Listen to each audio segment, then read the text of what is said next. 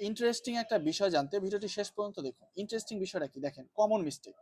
আমরা সাধারণত he go to school, he goes to school এখানে ভুল করে থাকি, যে এখানে কোন শব্দটা হবে। দেখেন হির সাথে গো হবে না গোস হবে, এইখানে এইটা হলো ভুল আর এইটা হলো সঠিক। কারণ হলো হির সাথে সবসময় যে ভার্বটা হবে তার সাথে অ্যাজ বা ইয়াস হবে।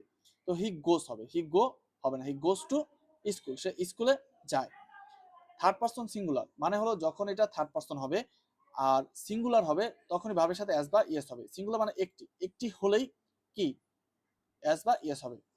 এখন আবার দেখেন 2 নাম্বারটা, কোনটা সঠিক আর কোনটা ভুল, শি ডোন্ট না শি ডাজেন্ট, এইটা হলো ভুল আর এইটা হলো রাইট। কেন?